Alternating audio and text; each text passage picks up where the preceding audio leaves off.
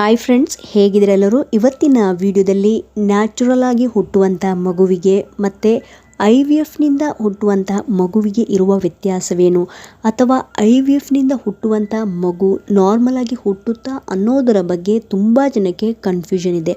ಅದರ ಬಗ್ಗೆ ಇವತ್ತಿನ ವಿಡಿಯೋದಲ್ಲಿ ಡೀಟೇಲ್ಸ್ ಆಗಿ ತಿಳಿಸ್ಕೊಡ್ತಾ ಹೋಗ್ತೀನಿ.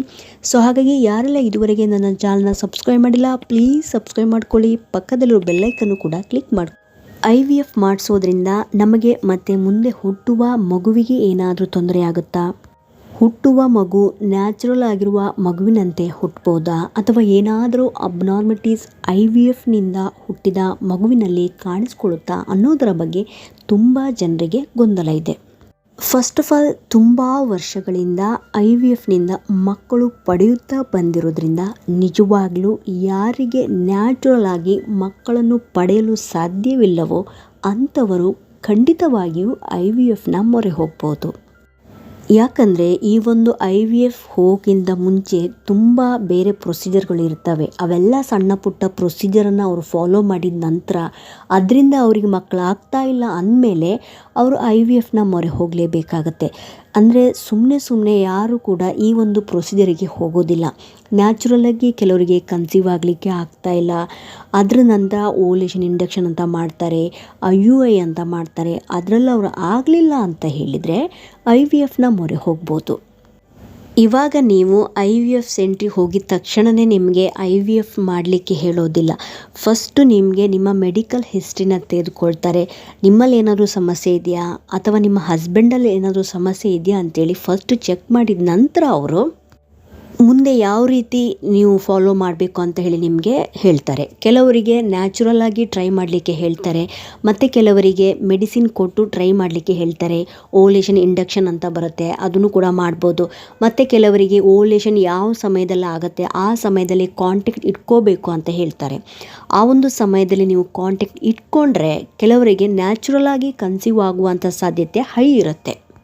ಇದರಲ್ಲೂ ನಿಮಗೆ ಆಗಿಲ್ಲ ಅಂತ ಹೇಳಿದರೆ IUI ಅಂತೇಳಿ ಒಂದು ಪ್ರೊಸೀಜರ್ ಇರುತ್ತೆ. ಅದ್ರ ಬಗ್ಗೆ ನಾನು ಡೀಟೇಲ್ಸಾಗಿ ಹಿಂದಿನ ವೀಡಿಯೋದಲ್ಲಿ ತಿಳಿಸ್ಕೊಟ್ಟಿದ್ದೀನಿ. ಅದರ ಲಿಂಕನ್ನು ನಾನು ಬೇಕಾದ್ರೆ ಡಿಸ್ಕ್ರಿಪ್ಷನ್ ಬಾಕ್ಸಲ್ಲಿ ಹಾಕಿರ್ತೀನಿ, ಪ್ಲೀಸ್ ಚೆಕ್ ಮಾಡ್ಕೊಳ್ಳಿ.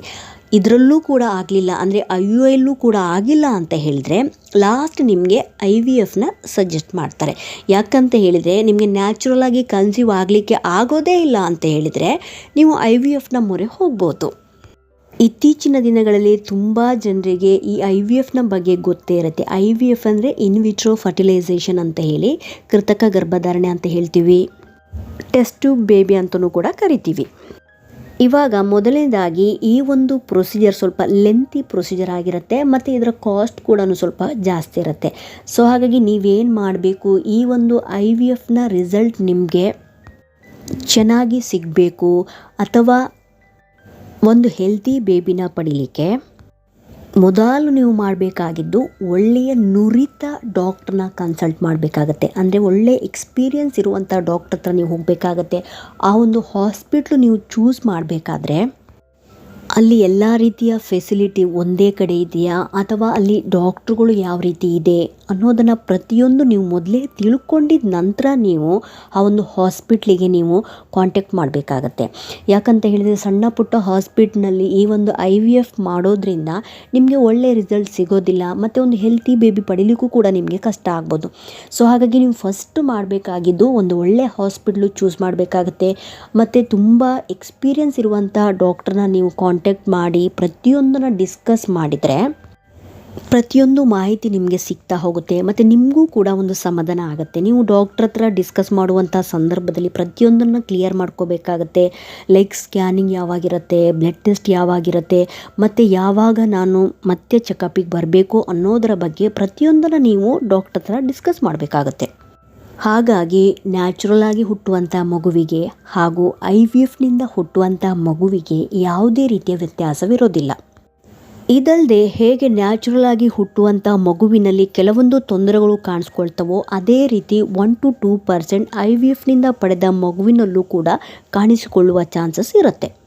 ಸೊ ಅದಕ್ಕೋಸ್ಕರ ಇವೆಲ್ಲ ತೊಂದರೆಗಳಿಂದ ನೀವು ತಪ್ಪಿಸ್ಕೋಬೇಕು ಅಂತ ಹೇಳಿದರೆ ಫಸ್ಟು ನೀವು ಒಂದು ಒಳ್ಳೆಯ ಹಾಸ್ಪಿಟಲ್ ಮತ್ತು ನುರಿತ ಡಾಕ್ಟರ್ ಇರುವಂಥ ಹಾಸ್ಪಿಟಲ್ನ ಚೂಸ್ ಮಾಡಬೇಕಾಗತ್ತೆ. ಮತ್ತು ಅದರಲ್ಲಿ ಎಲ್ಲ ರೀತಿಯ ಫೆಸಿಲಿಟಿಗಳು ಇದೆಯಾ ಅಂತೇಳಿ ನೀವು ಫಸ್ಟು ಚೆಕ್ ಮಾಡ್ಕೋಬೇಕಾಗುತ್ತೆ. ಈ ರೀತಿ ನೀವು ಒಳ್ಳೆಯ ಹಾಸ್ಪಿಟಲ್ನ ಚೂಸ್ ಮಾಡೋದ್ರಿಂದ ನಿಮಗೆ ಸಕ್ಸಸ್ ರೇಟ್ ಕೂಡ ಜಾಸ್ತಿ ಸಿಗುತ್ತೆ ಮತ್ತು ನಿಮ್ಮ ಮಗು ಕೂಡ ಹೆಲ್ತಿಯಾಗಿ ಹುಟ್ಟಲಿಕ್ಕೂ ಕೂಡ ಹೆಲ್ಪ್ ಆಗುತ್ತೆ. ಸೊ ನುರಿತ ವೈದ್ಯರಿಗೆ ಎಲ್ಲ ರೀತಿಯ ಸಮಸ್ಯೆಗಳ ಬಗ್ಗೆ ನಾಲೆಡ್ಜ್ ಇರುತ್ತೆ. ಇದರಿಂದ ನಿಮ್ಮ ಪ್ರತಿಯೊಂದು ಸಮಸ್ಯೆಗಳನ್ನು ಅವರು ಕೂಲಂಕುಷವಾಗಿ ಪರಿಶೀಲನೆ ಮಾಡಿ ಮುಂದೆ ಆಗುವಂಥ ಕಾಂಪ್ಲಿಕೇಶನ್ ಯಾವುದೇ ರೀತಿಯ ತೊಂದರೆ ಏನಾದರೂ ಆಗುವಂಥದ್ದಿದ್ದರೆ ಅದನ್ನು ತಡೆದು ನಿಮಗೆ ಒಂದು ಹೆಲ್ತಿ ಬೇಬಿ ಪಡೆಯುವಲ್ಲೂ ಕೂಡ ಅವರು ಸಹಕರಿಸ್ತಾರೆ. ಹಾಗಾಗಿ ಈ ಒಂದು IVF ಆಗಿದ ನಂತರನೂ ಕೂಡ ನಿಮಗೆ ಡಾಕ್ಟ್ರ್ ಯಾವ ರೀತಿ ಇರಬೇಕು, ಯಾವ ರೀತಿಯ ಫುಡ್ಗಳನ್ನು ನೀವು ಸೇವಿಸಬೇಕು, ಲಾಂಗ್ ಜರ್ನಿನ ಆದಷ್ಟು ಅವಾಯ್ಡ್ ಮಾಡಿ ಅಂತೇಳಿ ನಿಮಗೆ ಹೇಳ್ತಾರೆ. ಸೊ ಹಾಗಾಗಿ ಅವರು ಯಾವ ರೀತಿಯ ಪ್ರತಿಯೊಂದು ಅಂಶಗಳನ್ನು ಫಾಲೋ ಮಾಡಲಿಕ್ಕೆ ಹೇಳ್ತಾರೆ ಅದನ್ನು ನೀವು ಫಾಲೋ ಮಾಡೋದ್ರಿಂದ ನಿಮಗೆ IVFನಿಂದ ಸಕ್ಸಸ್ ಸಿಗುತ್ತೆ. ಇತ್ತೀಚಿನ ದಿನಗಳಲ್ಲಿ ನ್ಯಾಚುರಲ್ ಆಗಿ ಕನ್ಸೀವ್ ಆಗುವಂಥ ಪರ್ಸೆಂಟೇಜು ಸ್ವಲ್ಪ ಕಡಿಮೆ ಆಗಿರೋದ್ರಿಂದ ಯಾರಿಗೆಲ್ಲ ನ್ಯಾಚುರಲ್ ಆಗಿ ಕನ್ಸೀವ್ ಆಗಲಿಕ್ಕೆ ಸಾಧ್ಯನೇ ಇಲ್ಲ ಅಂಥವರು IVFನ ಮೊರೆ ಹೋಗಿ ಮಗುವನ್ನು ಪಡಿಬೋದು. ಸೊ ಹಾಗಾಗಿ ಇವತ್ತಿನ ವಿಡಿಯೋದಲ್ಲಿ ತಿಳಿಸಿರುವಂಥ ಈ ಒಂದು ಇನ್ಫಾರ್ಮೇಷನ್ ನಿಮಗೆ ಇನ್ಫಾರ್ಮೇಟಿವ್ ಅನಿಸಿದ್ದಲ್ಲಿ ಪ್ಲೀಸ್ ಸಬ್ಸ್ಕ್ರೈಬ್ ಮಾಡೋದನ್ನು ಮರಿಬೇಡಿ. ಸಿಗ್ತೀನಿ ಮುಂದಿನ ವಿಡಿಯೋದಲ್ಲಿ. Thank you so much friends.